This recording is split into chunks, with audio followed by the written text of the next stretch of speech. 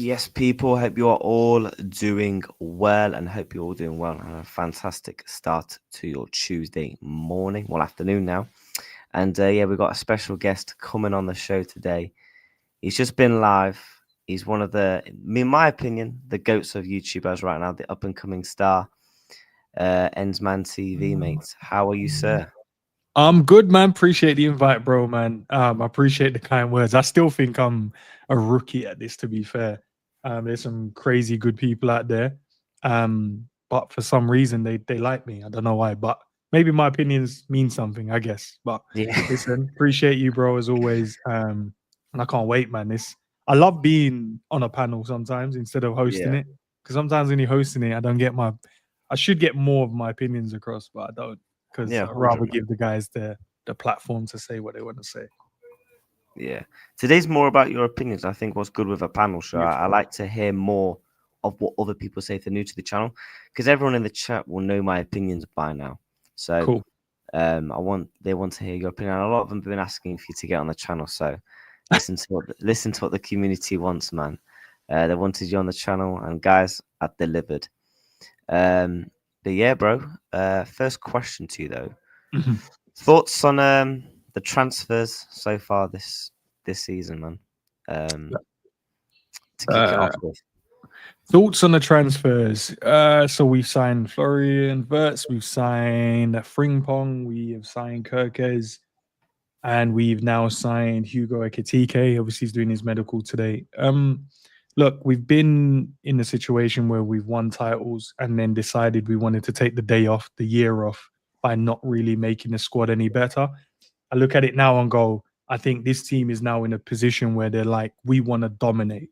And what does domination look like? We have to go out there and get the best talents or future talents in our squad, even though keeping the top ones we already have. Normally, we were a team that would sell the top talents to bring in more talents. Now we're keeping the top talents and bringing in more talents. So I'm extremely happy, bro. If you had to ask me in terms of a rating, I'd probably say only an 8 out of a 10 at the moment because I still feel Really? we need a centre back. I still feel because I do not want to go in a season with three. With the unpredictability of Gomez, whether he can stay fit throughout a season. Kanate had similar issue, but last season was one of his best. He stayed fit for pretty much all of it. Virgil, obviously, we know is the consistent GOAT. But we still need another one because we do need to have Virgil rested. I don't believe such in terms of resting players for the sake of it, but I do believe there's games where you're like Virgil don't need to play today. You don't need him to play. So, and if we do that, that means one that the defenders will play more games than not. So, I'd rather have four. Then you can rotate your two out and put two fresh ones in. So, I believe we need one, but overall, man, I'm happy. I'm happy in terms of what we've done, improved the right back position, in my opinion. Trent is going to be one of those miss, but I think as the season go on, you're going to realize he's not going to be a massive miss. I think from a creative standpoint, he's dope, but obviously we need right backs to do right backs, and we've now brought in a creator, which is Florian Wirtz. Left back as well, I think we've improved there as well. And whether that makes Robbo or Simicast, depending on who goes or who stays, improve because you've got a player now that's hungry and ready to go in Kirkes. Maybe they improve as well. They up their game because there's a new kid on the block. Um, and then Florian Wirtz, man, I think he'll get the other players in the team to play better. I think he will allow them to play the simpler game at times. You know, sometimes you watch your team and Yeah. he's like, no, we're trying to be too difficult there. Just play a couple of 1-2s and you entice the other team to want to try and win the ball. And I think Florian Wirtz will do that. Plus, he's so creative as well, man. So that's going to be better. And then Hugo's coming in with the skills, hold up players there. I know people question his finishing, but he did score 22 goals last season, Yeah. 8 assists, I think it was. So he's not poor, he's not rubbish. Tall, strong, left foot, right foot, good in the air. And I think he brings that unpredictability to the squad as well. So that's an improvement in my eyes, man. So yeah, 8 out of 10, but I need that centre half to make it a 10 out of 10. Yeah, I would honestly agree with you. I would actually make a case we potentially need two centre backs. Mm, With the fact of, again, you talk about the Gomez. Yes, Kanate had a really good season in terms of injury free. yeah, The only injury picked up was the Endrick one, and that was not really his fault. no, Um, true. but can we trust Kanate to stay fit again? Can we trust Gomez to come in and stay fit again? So for me, I would more likely to have two. because we was linked with Dean Huijsen before we sold any of the centre backs. So it was indicating that Liverpool probably want another centre back and will do what they have. So obviously we sold Kwanzaa now. So I would like to see maybe two, whether that is Mark Gahey, which I think would be a fantastic sign. I think that's so under the radar that people are not really talking about. To pick up an England international, 24 years of age, he can play multiple positions in terms of a back three, a back four. It adds different ways for Slot to play. So I feel that will be a fantastic signing. And I also think maybe we look at getting a Joel Hato, because that would be the long-term Gomez replacement in terms of versatility, in terms of where he can play left back, right back, centre back, what Joe Gomez can do. Obviously, he's not on the same level as Gomez, but in terms of the future, we know the potential there is with Hato. So would you say we need two centre backs, or would you just be happy with Mark Gahey if he was to come in? I think one. For me, I just at least have four. I think if you get an extra one, that's five. And then for me, I'm looking at, right, when does that fifth one get the opportunity to play if the other guys stay fit? I think you go for the fifth one if you're unsure whether Gomez will stay fit, and maybe Ibu, is it just the one season where he went injury free apart from the injury picked up against Madrid? Then you'd probably go out there and get five. But then you look at the bench as well. How does that fifth one get on the bench? Because you're going to need attackers, you're going to need goalkeepers. You technically going to probably need a fullback on there as well, maybe one or two. And then you're going to need midfielders. So when does that extra defender gets the opportunity to actually be in that squad, unless you rotate it out? But I don't know. Five is a stretch for me. I think if you go and get Mark Gay, I think that's a top player, that, and then you'd have him step in with Gomez for some games, or there might be games where you just go Kanate and Gay, or you might, or Virgil and Gay. You can then change the combination depending on the game, which then will keep everyone fresh within the season. But yeah, for me, I think I'll stick with four. But if you're unsure whether you trust Gomez to stay fit, then I could understand your reason why you'd want to go for five. If Joe Gomez could stay fit, I would be happy, because I know that I'm a big Joe Gomez fan, man. Like, I've actually been one of his biggest fans in terms of people that stick up for him, because I know a lot of the fan base are quite Marmite when it comes to Joey, man. But for me, if we got two centre backs, wow, what a window. But one interesting point, I think, is what's been about this window. We've not been linked to any midfielders. Yeah. Are you one of those fans where you would like a midfielder, or are you not really? You kind of would rather wait till maybe next season? I think probably you would have to wait now, because looking at the squad, you're thinking Sobo could probably play there. Gravers, we know, play there. Matt can play there. Curtis can play there. So you're not struggling for defensive style midfielders or holding type midfielders, because I think they've all got skill sets that allows them to do that role. And then you've still got Wataru as well within the squad. So I don't think we're struggling for midfielders as such. It just depends on the quality or the type of profile you want as a fan. Then it becomes subjective. It's more you prefer that player and I prefer this player. So I think we've got so many midfielders that can do so many different roles. Yeah. But I don't think we lack anything in any position, because Curtis can play there, as I said, multiple positions. Sobo can play multiple positions. McAllister can do the same thing as well. Gravenberch can do that. If you switch it to a holding midfielder, 2-8s, the midfielders can do that. If you go two holding midfielders, they can do that as well. So I don't think we lack that. I think next season, though, to your point, I think maybe you'd say Wataru would leave, and then you could probably go, right, the team could do with a defensive midfielder then, someone that could come in. But that means one of the guys will be on the bench, and maybe one of our favourites would have to sit on the bench for a little bit, because if you're getting a defensive midfielder in, 9 times out of 10, you're thinking he will need to start games, because that's the profile. You need a defensive mid, you need a ball carrier, and you need a creator. So unless you get a hybrid, maybe there's someone out there in the next year you can get that can do all the roles in one. Yeah. But it is going to be tough, though, because, again, if we bring in a midfielder, I reckon we might have to sell one, because you'd have Curtis Jones, McConnell, Endo would assume he would be gone. You'd have Szoboszlai, McAllister, Gravenberch, Wirtz, and depending on the formation you play, if you play the 4-4-2-3-1 and the two midfielders, you're gonna have a lot. Yes, you're gonna have a lot of depth, But how are you going to completely just constantly be able to manage that? And you go back to the point, the six will probably have to be starting most games. So then it's like, how are you going to interchange between Szoboszlai, McAllister, Gravenberch? Then obviously now you've got McConnell, who Slot seems like he's a massive fan of. So I'm intrigued to see how Liverpool would actually balance that.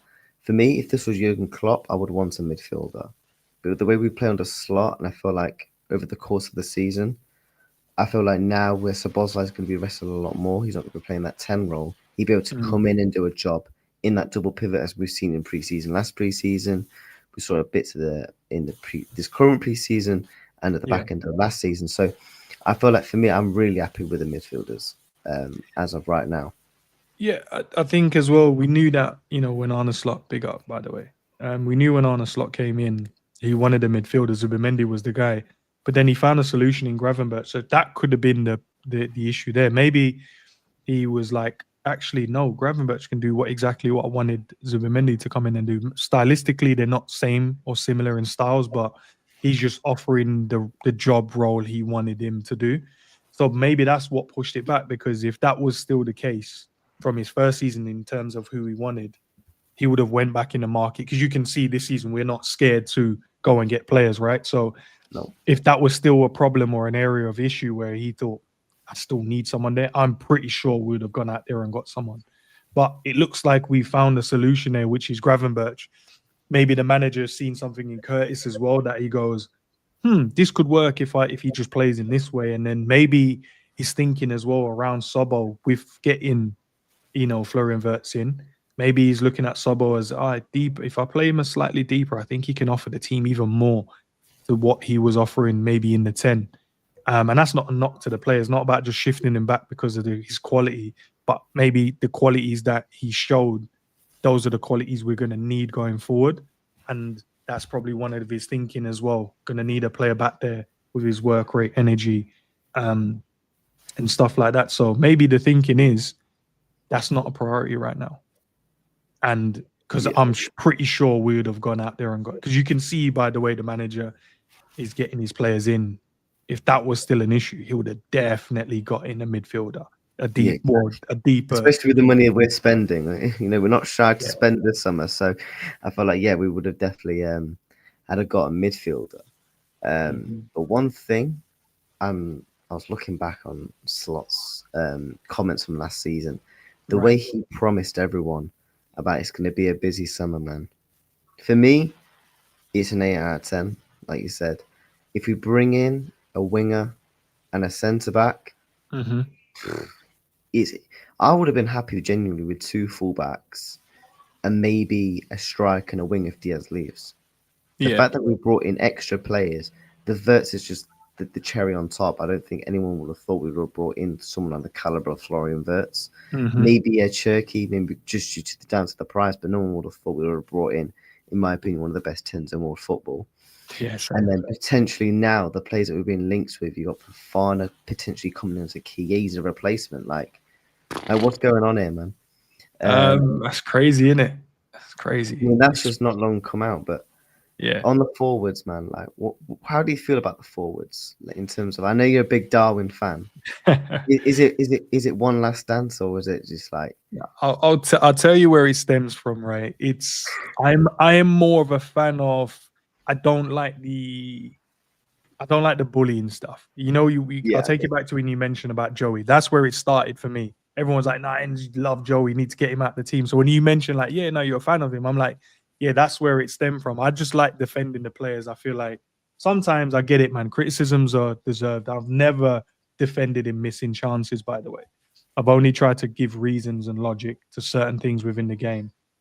And I did the same with Joey, but people just freaked out about him and wanted him out. Now they love Joey again. The same with Darwin. I think it's not the fact that I want to give him one more chance. I look at his skill sets and I do understand the frustration. He misses too many good chances and it frustrates the hell out of me as well. But I look and go, unless you're going to go and get Isak, unless you're going to go out there and get me Harry Kane, unless you're going to go out there and get me one of the top strikers out there, then what's the point? Like, if you're gonna go and get another striker that's coming in and offering you 10 goals, 5 goals, 11 goals, it's exactly what Darwin offers you anyway. Yeah. So what, like, if you don't like the player, I get it. I understand. If you don't think he's I good think enough, it's more I new get it. toy syndrome. It's partly that as well. And I think partly because it's a lot of people listen to other rivals say instead of have basing their own opinions at times. Not saying everyone do this, but I've seen trends. I like to watch and see what trends. I see if someone of popularity say something, I then see, does everyone then agree and then follow the same suit? Or do you change and have your own opinion or assess what they say and then take out the bits you like? But once I see everyone saying the exact same thing, then I fall into the trap of I don't think anyone's thinking for themselves. So, prime example, Darwin's first season, was it great? No, but it was good, decent. I think he came in for a season. The expectation is come in and score goals and whatever. He did that. Did he score enough to whet the appetite in terms of like what you expect from a striker? No. Second season, I thought he did really well. Like he scored goals. He got loads of assists. I think he finished on like 30 something goal contribution, but he missed 47 big chances. So that was a massive thing where people, but then on the flip side, he created 27 big chances that they missed as well.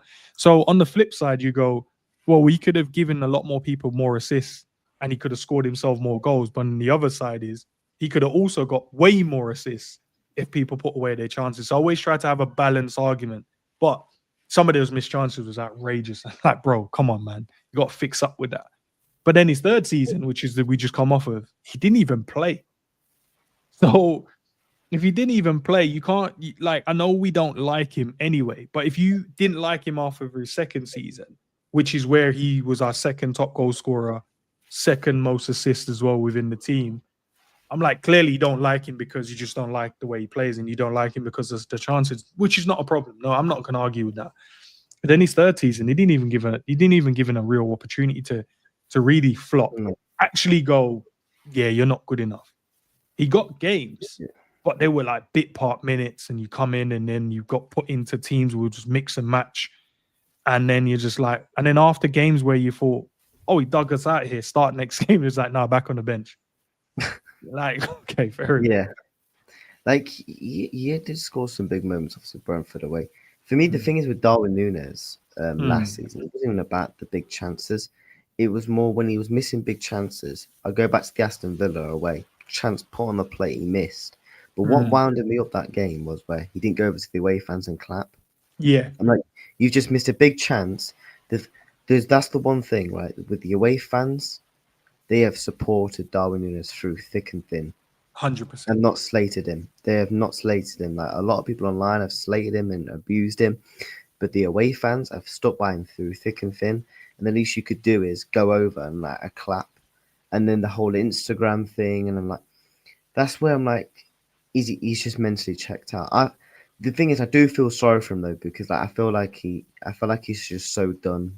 I feel like he's so mentally far gone and broken where he needs a new club now. It doesn't matter who's going to be the manager, what players are around him. Sometimes you just need that new environment for you to just be able to get there mentally again. Because I feel like it's been a clear thing over this past season and a half, especially for me with Darwin, through his mentality. Yeah, no, I agree. I think he definitely needs a new chapter now. And it's past in it. The only thing I wish we actually gave him a bit more opportunity last season gone, just to see. Because I do believe there is a player there. And I think once he loses that air of, maybe I don't want to say childishness in terms of his play at times. You know, when sometimes it clicks for players later on, sometimes players get it really early. Like Lamine Yamal, you say it's clicked for him early in his footballing career. He understands the game at a very high level. Darwin's 25. It's not clicked for him yet, but there will be a season where it clicks. And because of the way he is and because of his movement, because of he's always getting in the right areas, when it clicks, he will get goals, and then he will just have seasons where he's just scoring 20 plus on a regular. And that could have been at us, but obviously we're moving on. We don't have time to wait for that. So I get that from a club standpoint. I get that from the fans that don't like him as well as a player. I truly understand it. So it's not more that I'm a Darwin fan. I'm a Liverpool fan, but I hate when players get overly criticized at times. It's just a part of me as a person. I don't like it. And that will go for anyone. That's why it flipped from Gomez to now Darwin. And I'm pretty sure it'll be another player in the team again, where they're going to get hella stick. And then you're going to see online, they'll be like, yeah, Enzo is sympathizer of this player. I'm like, no, I just don't like the overly criticism of players. Don't like it. You're seeing it with Luis Diaz now. Everyone was like gassing him up. I want him to stay. The minute a big offer comes in now, Rodrygo's being linked. Everyone's like, yeah, he's rubbish now. Let's bin him. Do you know what I mean? It's just the way our fan base, unfortunately, is in that aspect. But in terms of the whole attack, how do you feel about the whole attack as of right now? If the window was to shut now, how would you honestly feel about it? I'll be cool with it. I think Nunez, you'd still have Nunez. You would have Hugo Ekitike. So you got your two strikers. Still got Mo, and you know what Mo is about. You would have Cody.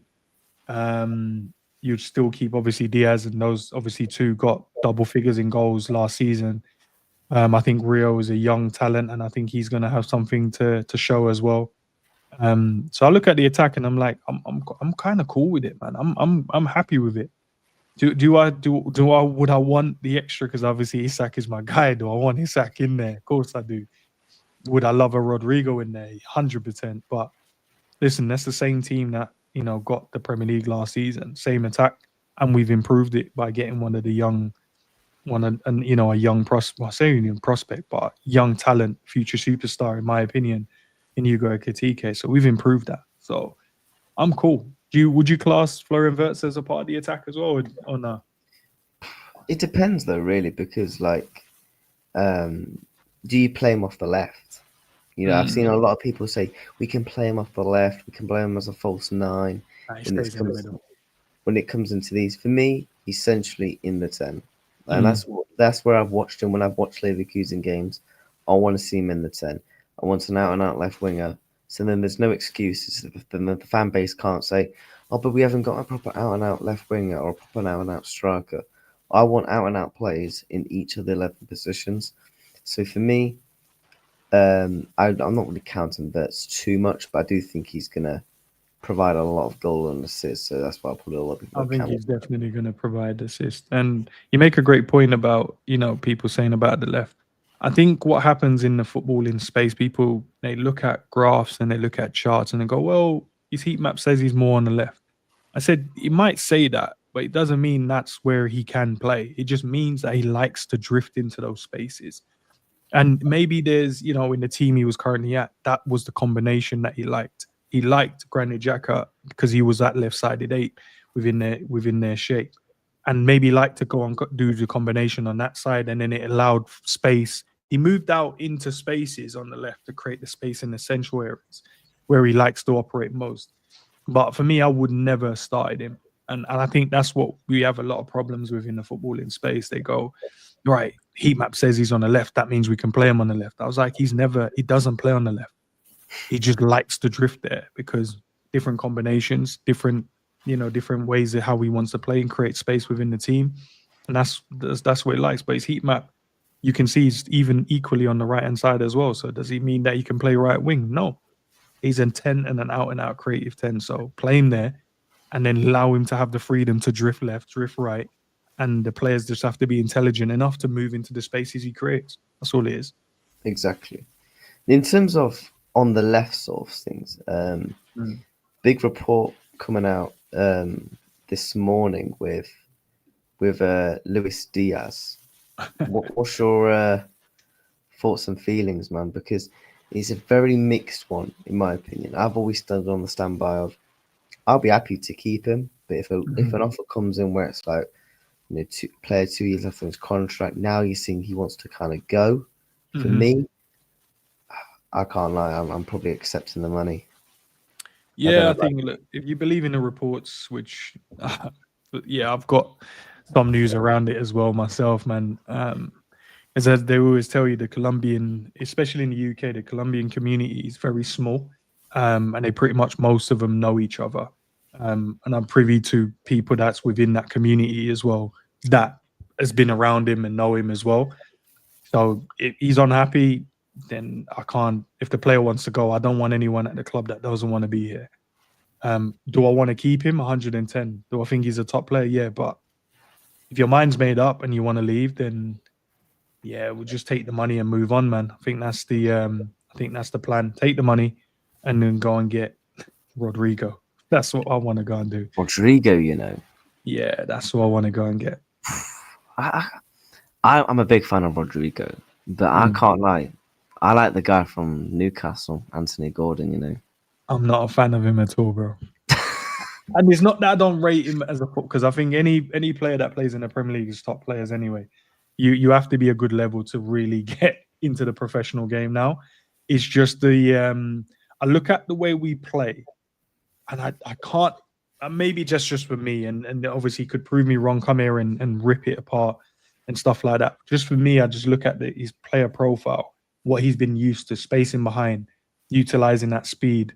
His 1v1s are normally running in behind instead of a 1v1 take on. From what I have seen, I'm sure there's many moments that he's been 1v1 and he's cooked the player and gone by them and stuff like that. But I just look at most teams we play against are going to play against. He's going to play against a low block, so that nullifies his speed in behind anyway. And that goes for everyone. To be fair, it goes for all the fast players in our team, and that's why 9 times out of 10 we catch teams on that transition. But I just look at it and go, he's only had one real good season from a goal scoring and assisting standpoint where he stood out, and it wasn't last. Last season he got 5 goals. The season before that, I think he got like 10 and 10 or 11 and 11. So that was his standout. But I went back and looked at his previous years. That was his only period of standing out. So from a quality standpoint, I think he's a good player. But for what the fans have said they want a player in the team for, more goals, more assists, being more decisive, I look at the numbers and the numbers doesn't correlate to what we're asking for. It doesn't. And that's why I'm just like, I don't see what everyone else is seeing. But as a player, I'm not going to disrespect him and say he's rubbish or stuff like that. I think you could get better. And I think Rodrygo, top level, top player, scores important goals. That's what you talk about being decisive. Seen him 1v1, seen him running behind. I've seen him in tight areas, tight spaces, the combination. And then I've seen him on the big stage consistently scoring goals for Real Madrid. So, and he's massively clutch. And this is what I'm saying. So I'll take that over the fascination of trying to get a Gordon. Liverpool fan, I get it. Curtis is Jones' best friend. I get it. I understand it. We wanted him more off the back of that great season he had. But then last season was underwhelming for me. And I know he was injured for a little bit as well. So that kind of hindered his season. I just don't see it. But it's just preference more than anything. Doesn't mean I'm right. I feel like the left wing market in terms of replacements for DIAZ is, I won't say it's completely dead, but it's kind of like Rodrygo, again, you take you Gordon's, and you go after that. It's like, who else would the fan base really kind of want? I've seen a couple of people mention like the likes of Liao. For me, no, not for me, in terms of what he would cost and the overall package. But Rodrygo would be the dream. Do you think? Do you think we actually get Rodrygo? Because a lot of people think we get him. I honestly do think we do as well. I think the price is, obviously with all the reports, is Real Madrid want around 100 million euros. I think Liverpool are trying to sell DIAZ for around 100 million euros.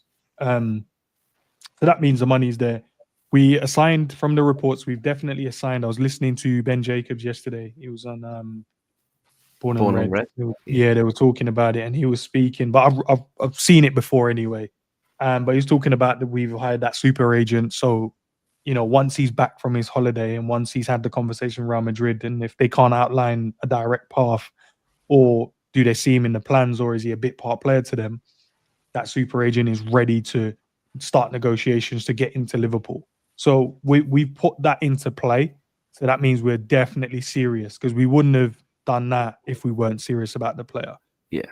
DIAZ then leaves. I think it frees up a massive gap on that side for us, because I don't think he will just want Cody there. Rio is a top talent, and I think the pathway needs to be there for him as well. But then at the same time, we want to win now. Can Rio win us now? Probably not. But I think he deserves to be put on the platform to go and show his skill sets as well. But you're like, get Rodrygo in, and then you can play left, which he wants to play, and he can play right, which we know he's played for years for Real Madrid. So then you get the balancing act of, right, if Salah isn't there, you don't have to necessarily use Frimpong. Even though we watched the highlights or, from the Stoke game, and you saw Frimpong's a dangerous player on that right hand side as well. But you get the versatility that he can play right and left. And as you said, clutch, man. Why not? Why not have a player that can score you clutch goals? I think think it can happen. one thing I saw was from Ben Jacobs was that Liverpool could potentially go with a striker instead of a like-for-like replacement for DIAZ, though. And that's where I'm thinking, is that where the Isak links aren't dead? Because potentially... No, go on, bro. No, I was saying, what he said that for a striker to come in, he said we would have to get rid of DIAZ and Nunez for a striker to come in. If we get rid of DIAZ, we'd be probably looking at an attacker, which is, you'd probably say we'd get a winger instead. But if those two go, then Liverpool will probably turn our attention to try and get Isak. But if one of them go, then that's where I see the winger coming in. I do think we end up with one of them. Yeah, whether we will be Rodrygo or Alexander Isak. For me, I'm picking Isak over Rodrygo. I'm sorry, because I just think you cannot just miss out on Alexander Isak. Yeah. Because, like, I know football ain't played on paper and stuff like that, but Isak and his team in the next 5 years, we walk away with, in my opinion, 3 Premier League titles. All being injuries, and all this type of things. Yeah. And, football ain't played like that. But if you're picking one to come in, you're taking Rodrygo or Isak. Isak is my guy, bro. I told you that's the guy I wanted from the start, man. So I'll take Isak. It gives Rio the opportunity to try and break into somewhat of a very, very good team now, to be fair. So, but it gives him that. And I love the fact that Arne Slot has been playing him. But I think if Rodrygo comes in, I think we should loan Rio out to someone in Europe. I agree. I don't want to be one of these fans where let's just say, oh, no, let's give him a chance in the first team. And then if he has a bad game, we've seen what that does to confidence young players. Yeah. Look what happened to Kwanzaa on the first game of the season. Hooked at half time, confidence killed. I'm not saying that won't happen to Rio, but we've seen it under Slot where some players' confidence can be killed. You've got to be like mentally strong. And I don't want to throw him in that deep end just yet. He's like 16, 17. Let's just take our time with him. Like, this isn't Lamine Yamal. Lamine Yamal's a freak of a talent. Yeah. Let's just take our time with Rio, man, and let him just progress and play his football, man, because there's no point rushing him, because we've seen in the past where we potentially rush players from the academy and stuff, and then they've picked up injuries. So I don't want to be one of these fans where let's just throw him in the deep end. I'd rather maybe keep him in around the squad, or you say potentially give him a loan. But in terms of on the Rodrygo type of things, like, the only thing is, what questions me about how it's going to get done is how much do Real Madrid actually want, and 2, what would the actual wage structure be of a Rodrygo? Because how much is he on? Is he on about 200 plus grand a week? Probably about that, I would say. Yeah, and he's probably going to cost you 80 to 100 million. Would you say? Yeah.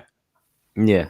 So, like, hopefully, Real Madrid can do us a little bit of a deal, considering... They told us we're good friends, isn't it? So let's... Yeah, apparently we're good friends, We've got a good relationship, so let's test the good friends and relationship, man. Yeah.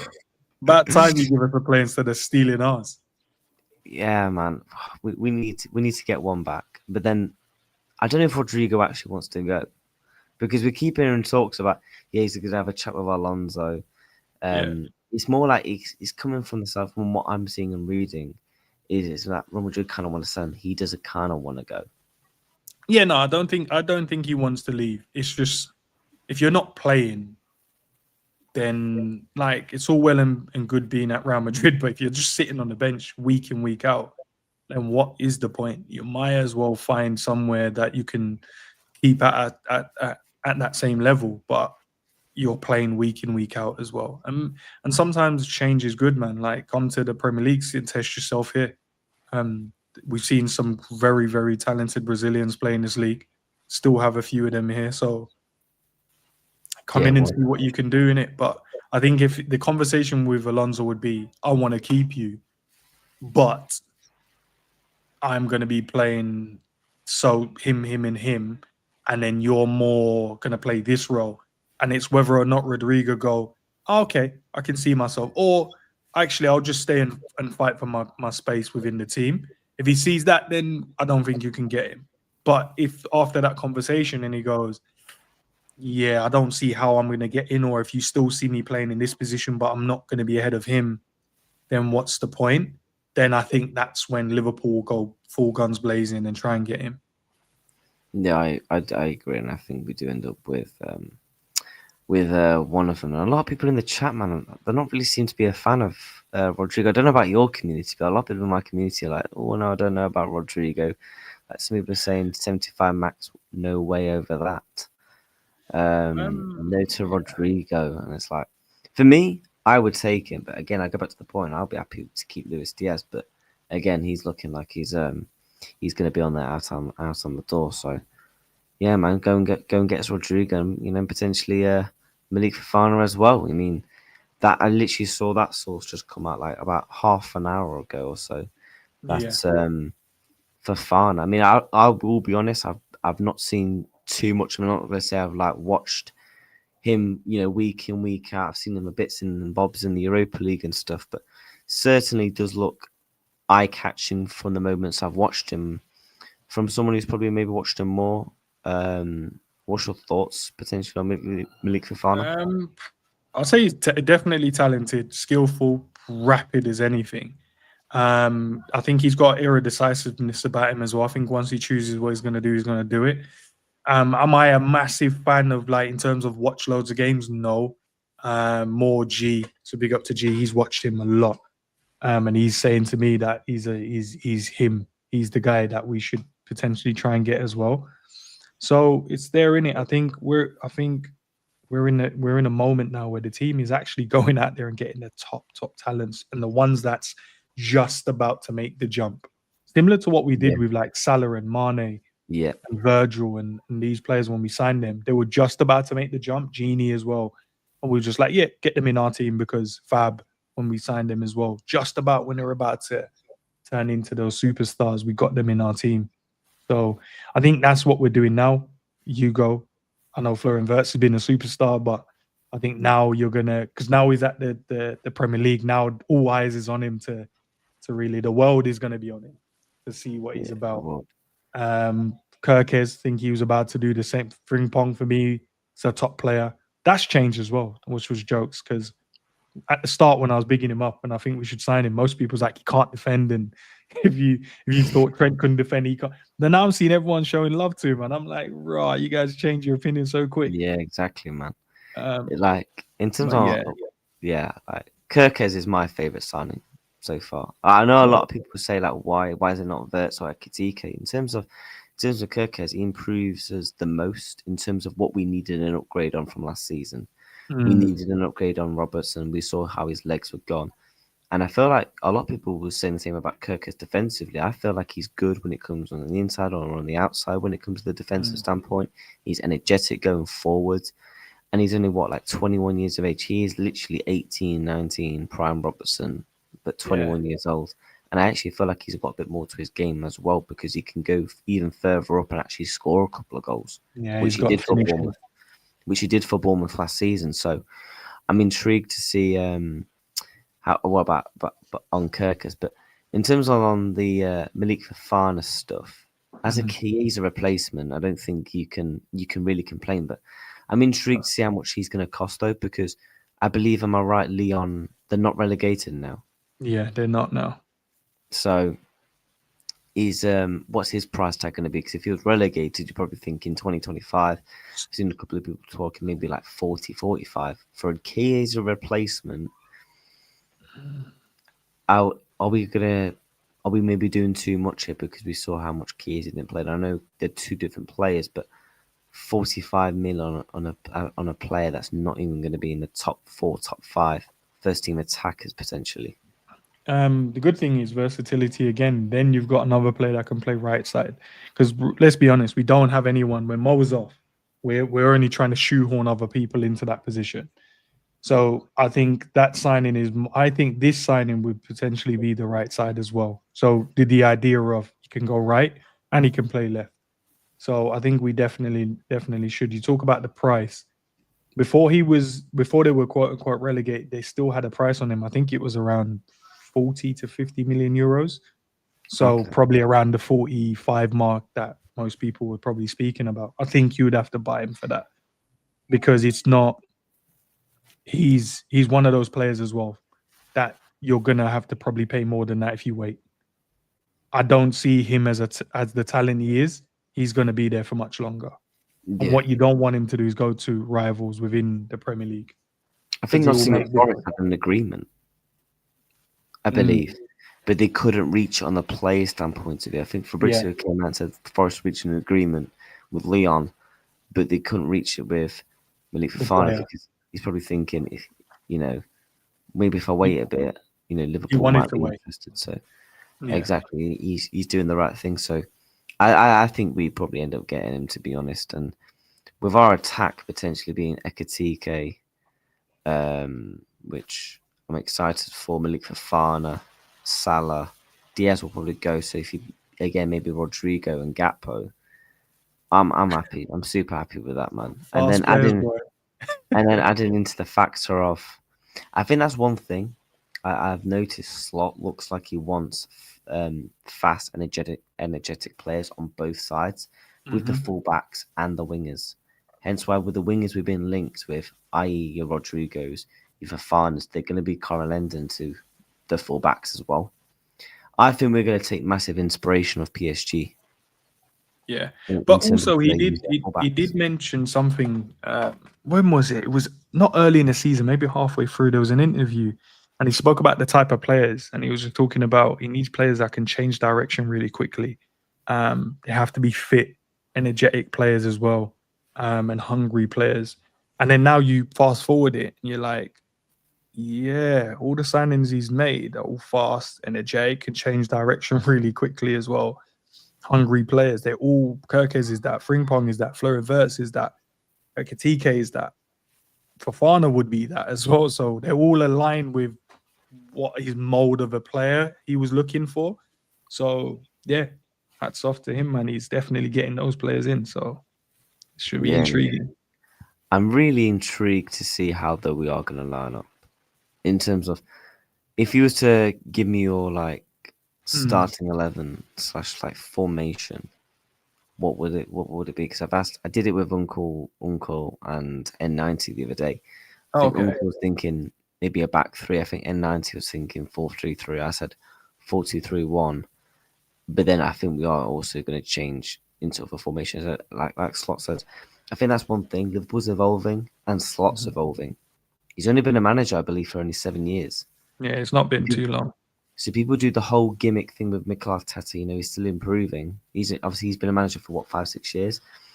Slot's only been a manager for 7 years, and he's shown the intent of how he changes tactics and in game, and when he's starting the game. So he's evolving and as a manager. So I'm intrigued to see what he's going to do, because I feel like he knows when you win the title, it's important to improve how you play, because that's how Hmm. important you stay on top. You look at the Man Cities. One season they're not playing, they're playing with four midfielders. Next season they're playing without a striker, with a striker. They're always changing, and that's how you stay on top. So I'm intrigued to see how Arne Slot's actually going to tackle that and do that going forward for this up and coming season. I don't know what your thoughts are. Um, if obviously the transfers or whatever goes through, if it stays the same as the squad is right now, then I would go. Obviously, Allison would start in goal for me. But you have a great backup in Mamadashvili, and I think he'll be a standout as well when he takes the reins over from Allison. I think Kirkes will start the season. I think Bradley starts at right back for me. I think he deserves the opportunity to start. And I think the kid's got it. I think I just can't wait to see whether he can put a whole season together. That's still the unknown. But hopefully we can show that. Kanate and Virgil starts at the back. I think we keep the midfield similar, but a slight change. Obviously, Florian Wirtz will come in the 10 for me. McAllister and Gravenberch will start as the double pivot. Salah on the right, Cody on the left, and Ekatike would be the starting striker if we're going off of this squad as it stands. And I think Sobo will be the one that misses out for the first match. Actually, if we're talking about the first match day, Gravenberch is missing that game, isn't he? No, he's Yeah, missing he the is. Palace game, actually. Is it the Palace one he's missing, or is it the first I Premier League believe game? he's missing both.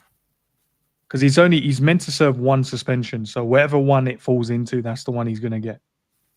He'll be the Community Shield then.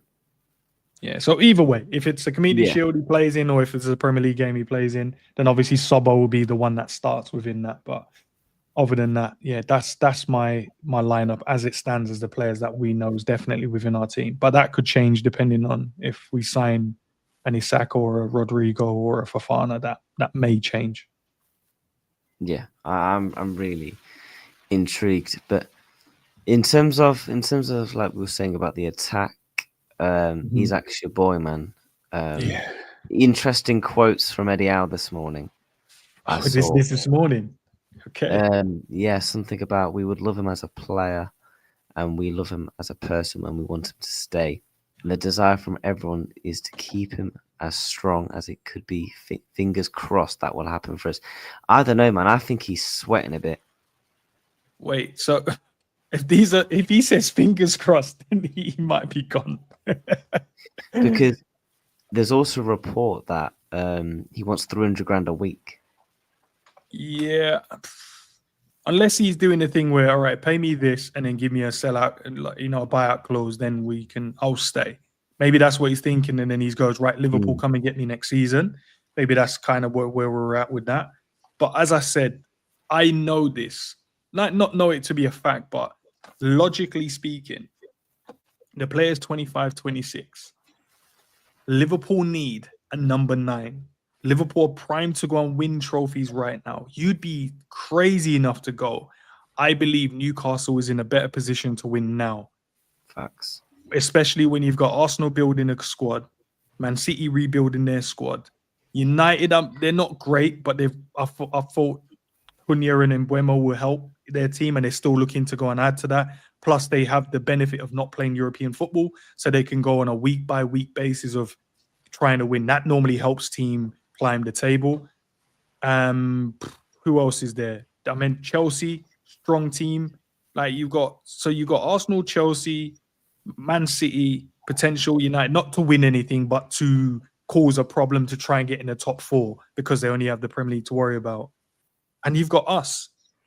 Are you likely to win stuff at Newcastle within this period? I don't think so. You might win an old League Cup or but it's like I don't even think that. I think the team, like, I think Chelsea has a mad squad and they're trying to get Xavi Simons as well. So they're trying to get him. Plus, they've got already a crazy squad.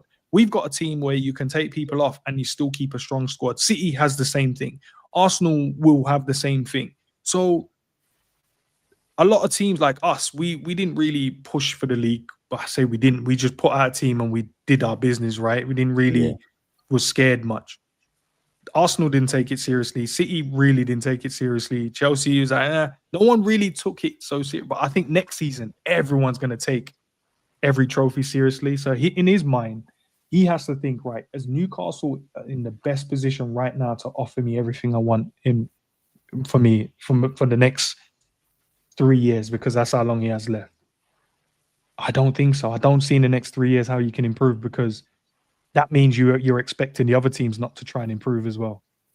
Yeah, exactly. So how likely are you to? So, and I feel like right now with the gaping hole, I know where Hugo is coming in, Ekitike is coming in, but he's still probably thinking, or Liverpool's probably made it clear, you are still our number 1 target for that number 9 position.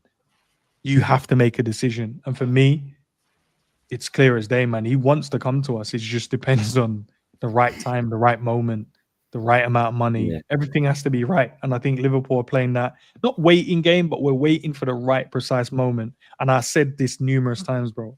It's down to him if he wants to move. Because I said, if he wants to come to Liverpool, you have to hand in the transfer request. You have to make it clear to Newcastle, I want to go to this club. This is the club I see my future at. But if you're doing the nice guy thing, which he's a nice guy, I'll leave you guys to sort it out. You are not coming to Liverpool. Because they'll be like, nah, we ain't selling you then. Yeah. So now exactly. I think he's giving him the nice guy thing. Go, okay, I'll wait when I come back from my holidays. I'll see what everyone will sit down and have a conversation. And then he probably went, okay, I'll leave it to you guys. But then he realized nothing's moving. I want to move, but you guys aren't making it easy for Liverpool. So now it's about, Isak, do you want to come to us or not, bro? Because you can see that we've moved to Ekitike now. We don't mind running him. We still want you, but the ball's in your court now, my guy, and that's why you're seeing so much come out about him being unsettled, unhappy, this and that.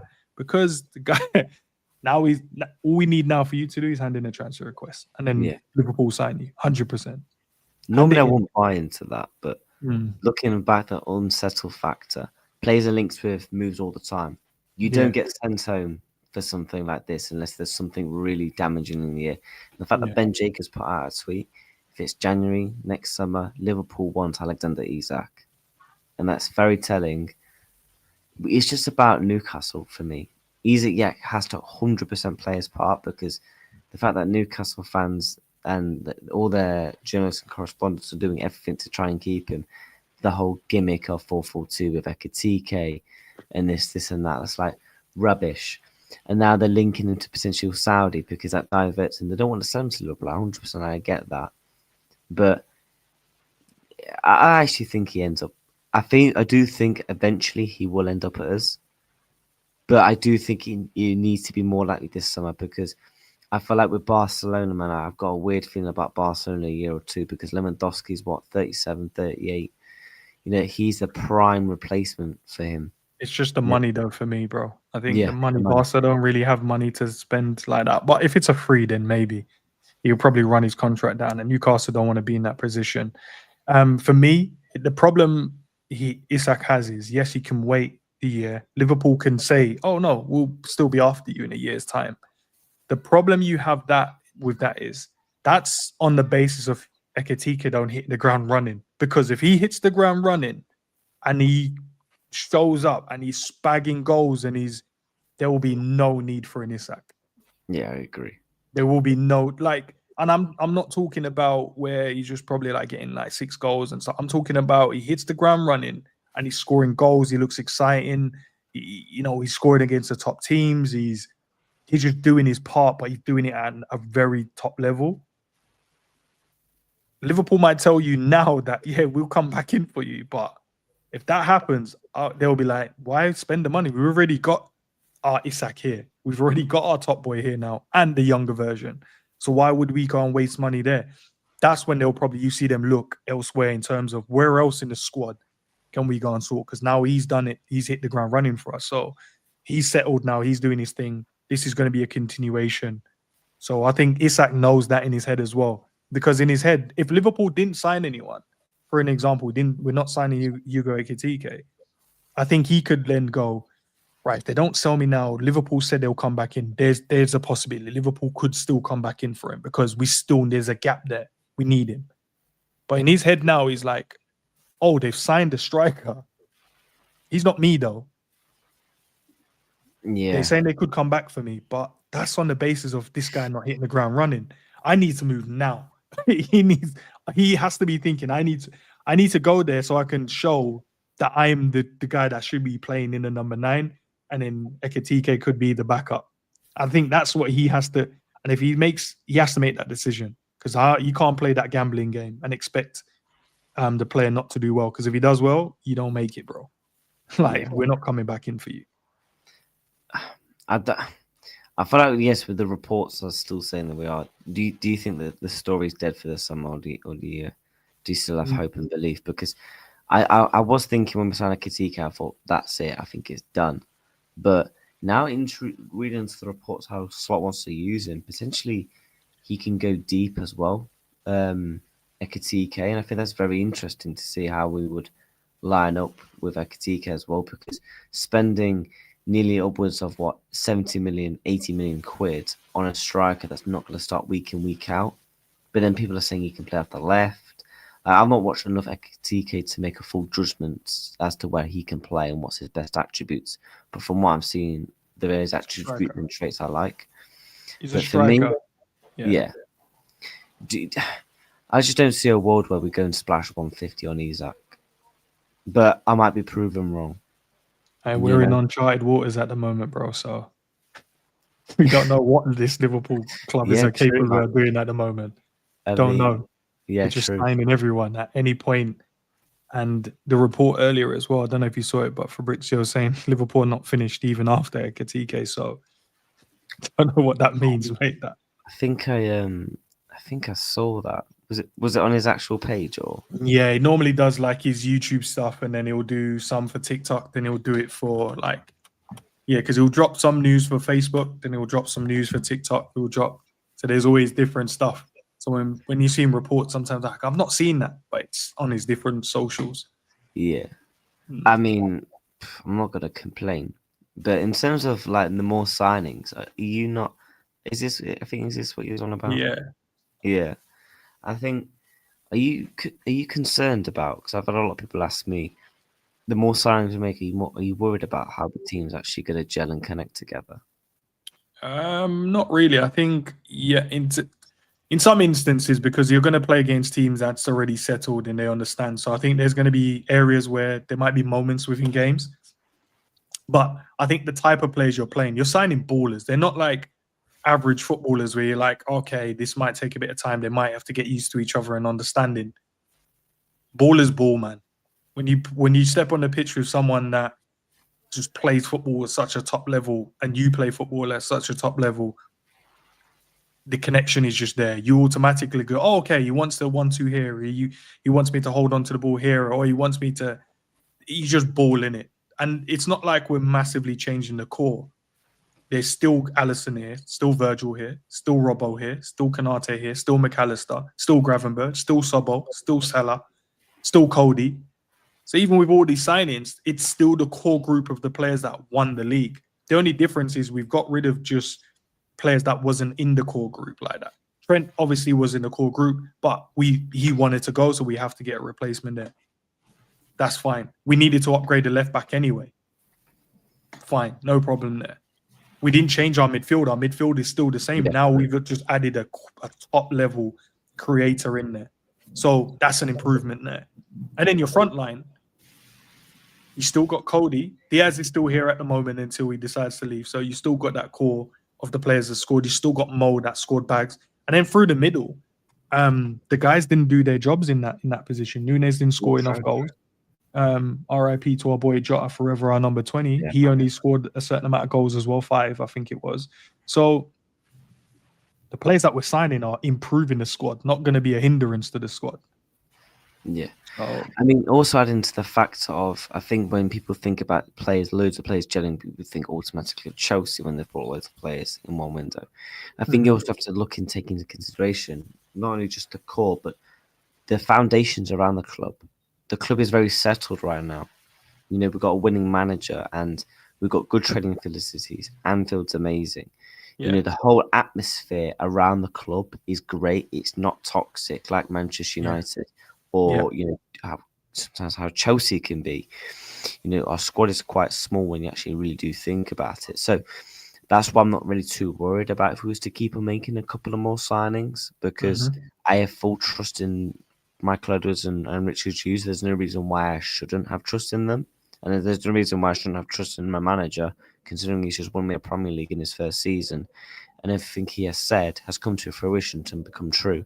So I'm not really too worried about players potentially not gelling or anything like that, because I feel like they would have planned this over a year ago. I didn't buy into the whole reassessing the squad. I feel like Slot originally wanted to do was maybe bring in 1 or 2 players potentially, which we brought in Keys, and we tried to get Zubimendi.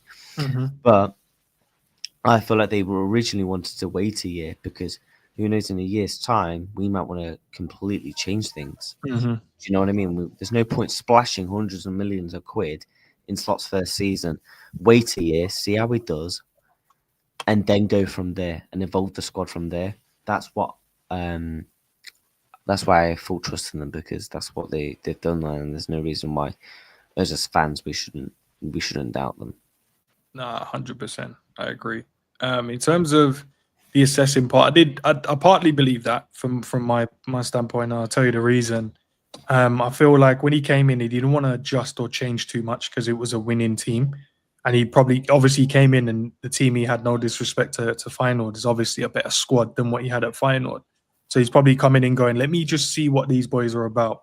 then realize now they're good enough to go and compete on all fronts. And I know obviously us as Liverpool fans, we've seen the team longer than he has because we've been a supporter longer than he was our manager. So we kind of had our own ideas of who's good, who's not good, who we should get rid of and stuff like that. But for him, he didn't know that yet. He had to see them. He had to come and see what we saw. And then now he saw what we saw. But the great thing is he ended up winning the title. So now he's just going, I'm going to now add my stamp to the team. And now you're seeing the stamp that he's adding. And boy, if he can win it with the squad that we thought needed changes, he certainly can win with the team that he's now added the changes to. Yeah, exactly. Someone in the chat just said Fabrizio Bomba. Have a look, man. See what it is. Fabrizio Bomba. What is it? Jokeres? That's not really a bomber. Is that what the chat's on about? The Fabrizio Bomba? Because if it's to do with Jokeres, then that's been done for months. Like, yeah, that's not anything. Yeah, that's yeah. I don't know. Yeah, I'm not. Yeah, we don't care about Arsenal. We leave them to do what they're doing. They're taking months to sign players, and they're signing, the likes of Eze and Norgard. We're out here getting for fans and being linked with the best striker in the league. So we leave them to them, man. But in terms of any more like transfer stuff that's caught your eye, bro, in terms of in today's show, in terms of like any more stuff that you're intrigued to see what's going to happen around with the club? I think the centre back, as I said, I think that's the thing that I want us to concentrate on. Obviously, I know they've got targets there. Mark Gay is one of them. I think Zabani or Zabino, how you would pronounce his name, I know they're looking at as well. Maybe even Lukeba doesn't look like he's going to be moving to Palace at the moment because obviously they're waiting to see what happens in the hearing or see if they're going to get what they need. So I think centre back, man, I think we need that. I think that's the one that's like, you just get that, my smile becomes even bigger than what it is right now. So just try and sort that out for me, man. But yeah. Yeah, for me, centre back and a wing, and I'm happy. Any more additions? Then great. I guess we'll take, and it's I'm not gonna complain. Why would I complain? Because I'm intrigued now to see what a lot this fan base stands on FSG right now. Yeah, that stance is bad. Because a lot of people have been criticised. You can't criticise them now because everyone's been moaning about their owners for a time. Oh, they don't spend enough. Now they're spending, and potentially we're going to spend another 200 million potentially. Are people's stances going to change?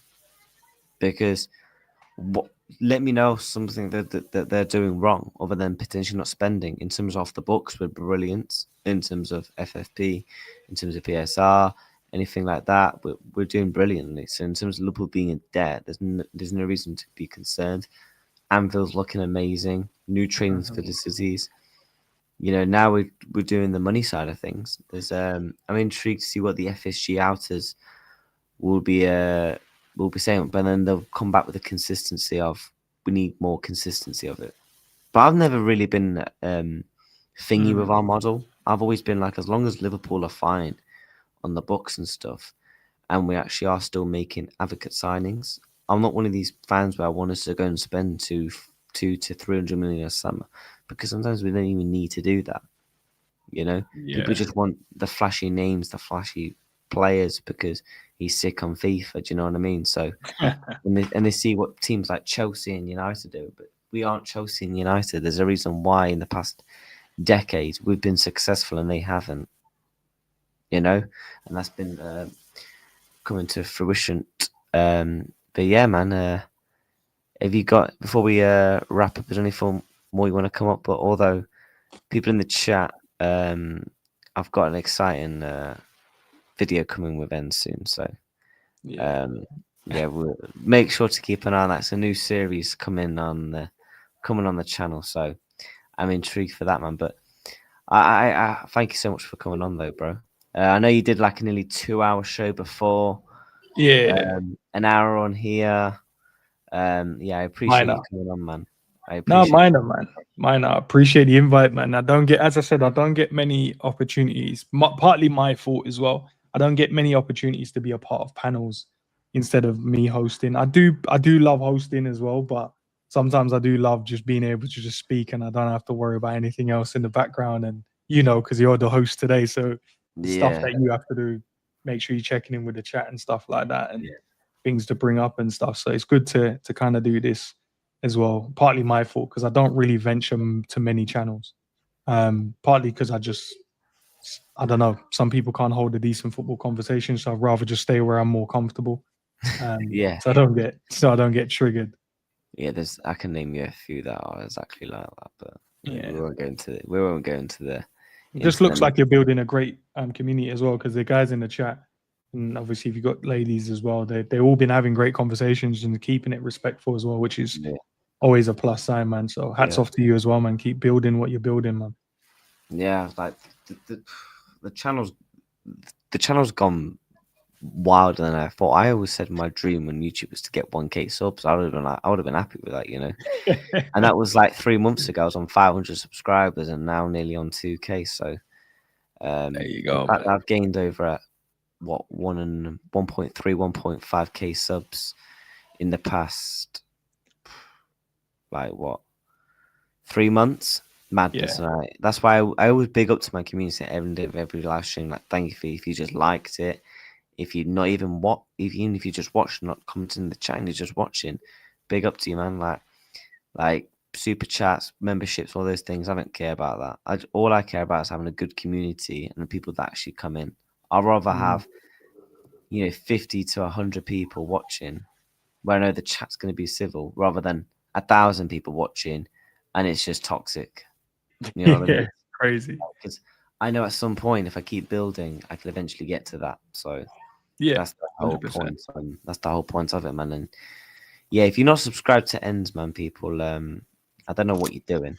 The link is in the title and in the description. So let's get the boy to 5K subs minimum. I reckon before the start of the season, bro. Let's see, man. I hope so, because. And as I said, I spoke to you backstage and I was like, I don't really set targets, which I should, or celebrate targets. I just think of content to bring to the people, get a panel together, and we come and discuss whether you agree or disagree. We keep it respectful and we just have a laugh doing it as well, man, because so much more stuff in life to be serious about. Football isn't the one to stress or revolve around. I think it's a great distraction for us. And we all love our team that we support. So let's not stress, man. Let's enjoy these moments, man. Liverpool are in a great position. If you're a Liverpool fan, if you're the Ops, sorry, you're not Liverpool. But we're in such a great position, man, to just go and dominate and play. And you're right. Yeah, so what if Gekko is going to Arsenal? Who cares? Yeah, no one cares. Who cares, bro? Who cares? That means you're going to have to change the way you play. I don't think their problem last season was scoring goals for me. They scored loads. But now the guys that normally have to get goals, they have to tailor themselves to that striker. Controversial. I actually thought Sesko was actually a better fit. So do I.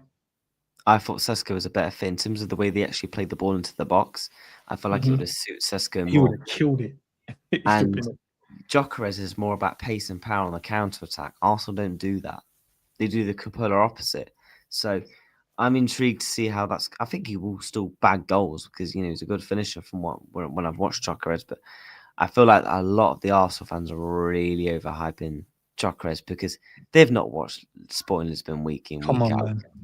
Like they just see, he's scored like 90 plus goals over the past 2-3 seasons. Yeah, I'll have him. Yeah, absolute. Yeah, hopefully, man. Hopefully, bro. We'll do that. 2K for the start of the season. Yeah, we're on. You do that. Yeah, we're about 100 and I think 120 away. So, we'll see if we'll get there or not. But yeah, man, we're just taking it bit by bit, and big up to the chat, man, and make sure you go and subscribe to Vince. And big up, man. Yeah, big up. That's what I mean. The Liverpool community, man, needs to stick together because I feel like it's in a good place right now. So I feel like it's good for like the Liverpool content creators to like come together and talk. Why not talk about a wonderful club right now on and off the pitch? So we'll let the rivals, have the chaos. We'll have proper civilized conversations over this because there's nothing to rage about. Because if you guys are interested in rage and stuff, there's our show speed on the internet. So, yeah, that's what I personally think, man. But yeah, man, let know the people, man, what you got coming up on the channel, and what's your plans for this week in terms of content, mate, or just anything in life, anyway. I was meant to do a show tomorrow with Cal from Coppish, but I might have to shift it. I normally do a segment called Sit Down, where I get to sit them down, each one to one. We have that show. We have a laugh. To be fair, there's question time in it. There's a quick quiz as well, or a 50-50, and that normally goes off, and just loads of laughter, and we cover like the transfer stuff, and we get each other's takes. But I might have to push that one a bit back late because I'm actually, I think I'm at a theme park tomorrow, so I'll be busy most of tomorrow. Thursday, I have my members only chat, so the guys are members of my channel. Obviously, everyone can watch, but to take part within it, you gotta have to be a member. That's just my way of giving back to the guys that are members of my channel. I should do like more members only videos in terms of, and I've got a few of those in plans for those to come up, but I think that we do a live one, people can watch listening in, but only the members can get involved in the conversation. And then Friday, just normal transfer stuff. We'll see what else is going on. We should have some more details in terms of Yuko Ekitike flying out to join the squad. Fingers crossed, all things medical is done today and tomorrow, and then sign his contract, and then boom, fly him off to go and join up with his new teammates as well. And then other than that, over the weekend, I'm not sure. I just, anything that pops to mind, anything that breaks, we try and cover it as well. So stay tuned to that as well, man. And then Saturday we've got preview. I've got the preview for the AC Milan game, and then I've got a call-in show after it. So place to be after the games. I'm going to be doing a call-in. So if you upset by something, happy about something, concerned. Yeah, I might have to, when is it you do your call-in shows again? So they're going to be after every game. After the game, I might have to call in one time. So yeah, everyone gets 3 minutes to come in and share there. And if you go over that 3 minutes, I kick you off. So you get kicked off. So we can go for as many callers as we possibly can. I think 3 minutes is enough to kind of share your grievances or share your happiness, depending on how you're feeling about that particular game. Yeah, big up you, man. Big up yourself, man. And appreciate it. We've got over 80 people watching, so people, you already know what to do. I expect 80 brand new subscribers if you've not already subscribed, people. And yeah, make sure you big up to Savage as well, man, because he's doing his content as well, I've seen. So yeah, he should upload more football content, I think, in terms of like solo stuff. He will. Honestly, like, when I watch his channel, like, I used to watchalongs a lot. Oh, he's the best at watchalongs. That's not even a joke, man. Like, and that's not because he's my mate. Like, honestly, and do you know that's the crazy part? That's how I got to know him through a watchalong. That's how I started talking to him through a watchalong. Because one day I was sitting, might have been like 4 years ago now. 4 years, you know. 4 or 3 years ago. Yeah, 4 or 3 years ago. Times flew. But I remember like, I can't remember what was it. Was it one of the Euros? What was what just went? International tournament just went. Was it a World Cup just went? World Cup. Yeah, World Cup. So it must have been the Euros then, the previous Euros. And I must have just tuned into a watch along. Like, you know, when you're scrolling through YouTube, and I just saw a thumbnail and I was like, oh, I'll click it. Like, what's this watch along stuff? And then I clicked on it, and I swear to God, from that point, I was cracking up the whole time. I think I was like cleaning or washing up or something. And I was crying, and then I just sat there and watched, and I said, "Nah, bro, you're the best I've seen that doing this." Not that I've watched many, but I was just like, "Nah." Then got to know him speaking off.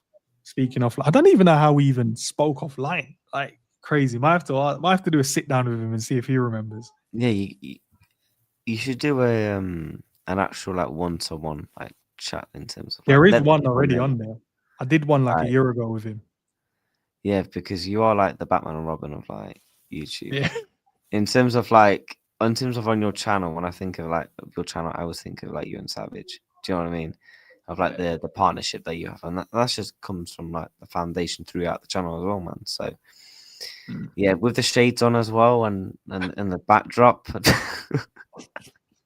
The Yeah, one, it's crazy, isn't it? The one when he had, what was the one he done recently? The SpongeBob one. When he's bikini bottom, when he's under the sea, bro, I killed me, bro. So why you? do you know what I used to watch a lot of his film trailer reactions? Yeah, they're cold as And he'll well. get like gas and stuff, and like it'll just make me gassed. And do you know what I mean? Yeah, you're like, I want to watch it now. I didn't like this film, but now I want to watch it. Yeah, yeah. Just from his reaction, I actually want to watch it because if he's gassed, I might end up being gassed. So, yeah, big up to Savman and the Big rest up of to your guests like G, Cav as well. Cav. Yeah, Cav is he's- solid, man. yeah, Cav needs his channel. Because He I've seen doesn't him. have the time, bro. That's what it is, man. He's a busy Yeah, man. And we're privileged enough to get him on when we get him on, yeah, to be true. fair, because Yeah, he's just always busy. So, but he's going to be back, though. You're going to see him a lot. I say a lot more, but you're going to see him more frequent next season because he's put certain things in place now. So you'll see him more often. So it'll be good. yeah.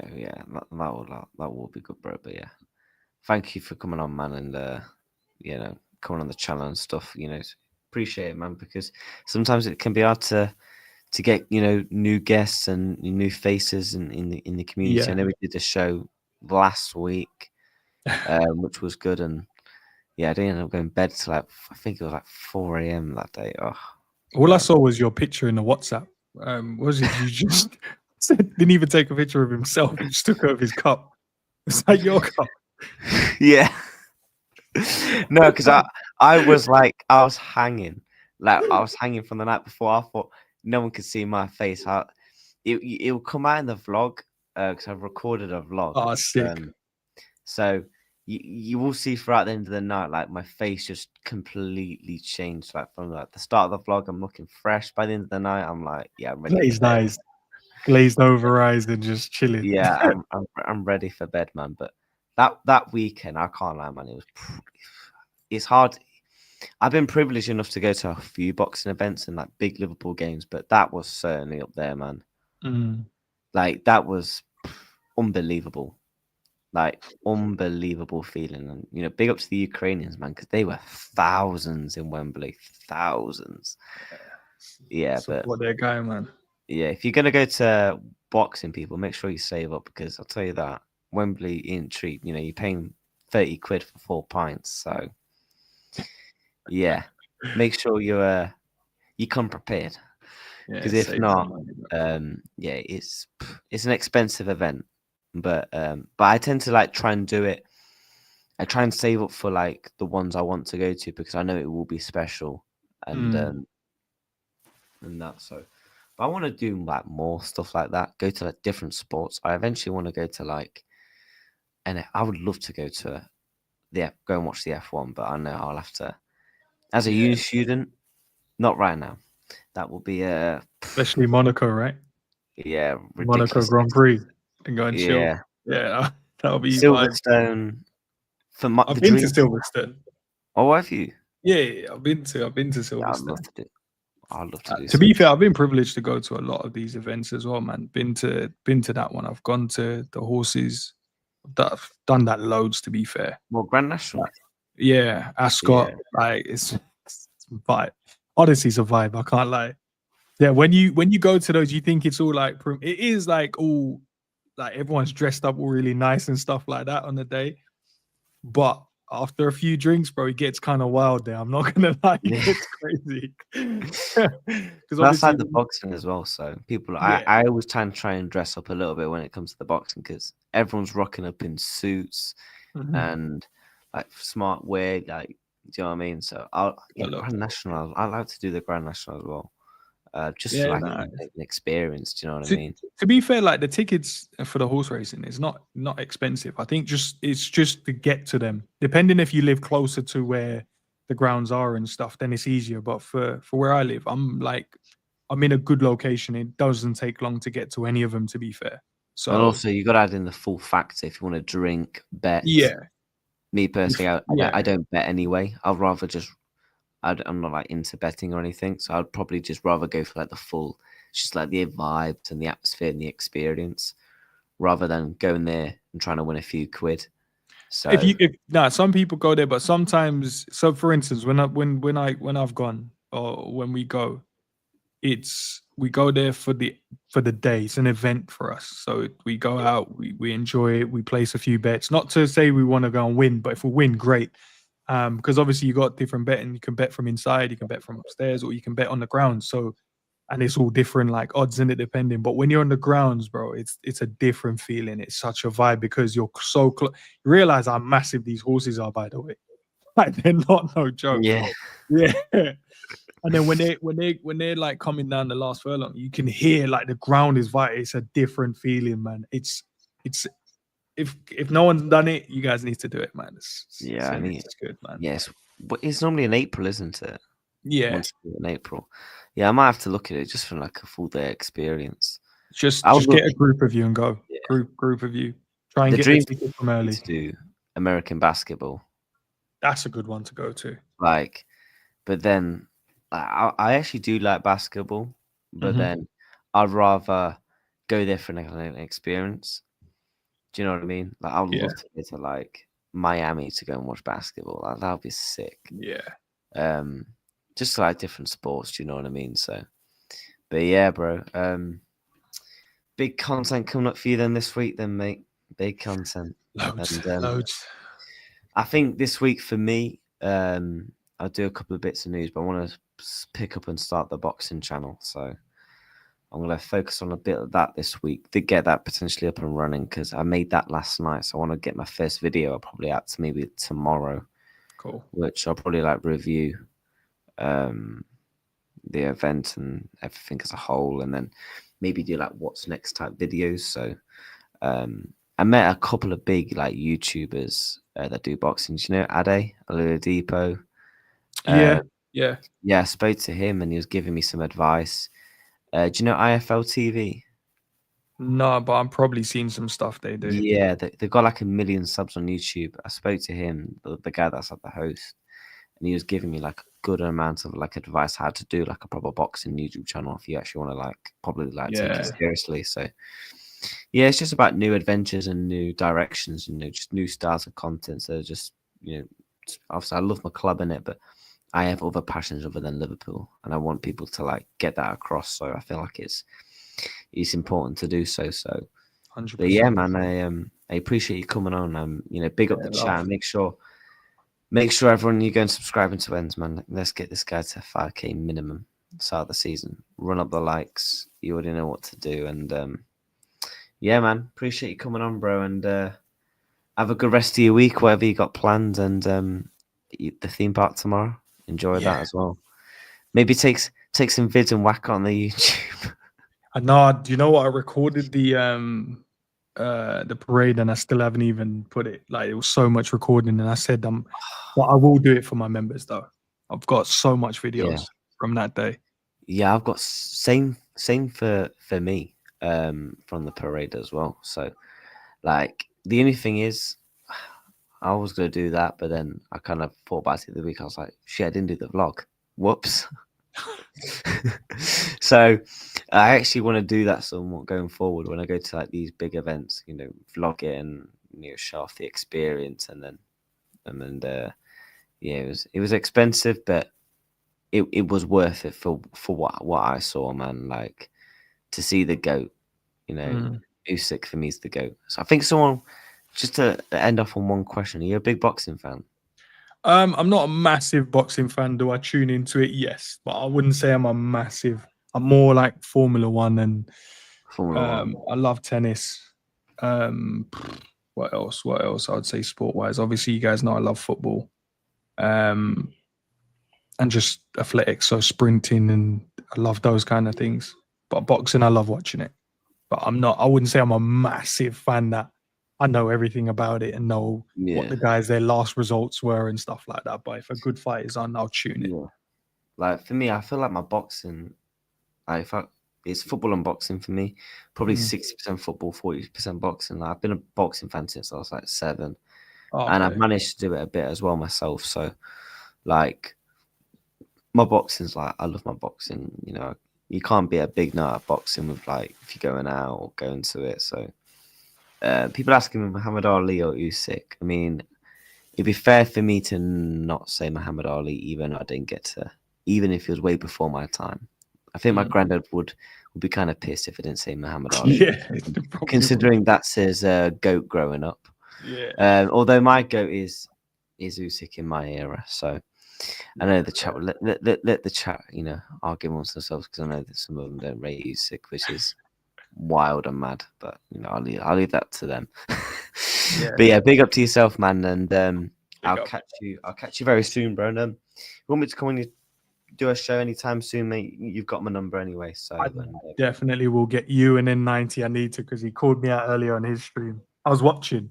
He's like, I said he was gonna blah blah blah, and he didn't. I was like, oh yeah, I did, didn't I? My bad. I will get you guys on. I think we'll do that separate. Yeah, I'll get it done. Trust me, I'm a man of my word, so I'll get it done. Yeah, big up to N90. He's on the race.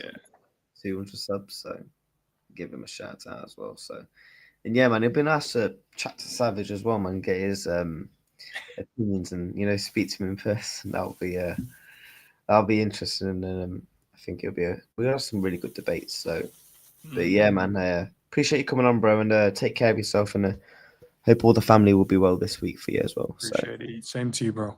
Yeah, appreciate it, man. Take care of yourself, bro. All right. Big up to Ends, man. People, make sure you're smashing the like button, you're subscribing to the channel, and yeah, we are out. And yeah, big up to everyone in the chat. Thank you, Ends, again for coming on. Big up to you. Take care, and we're out.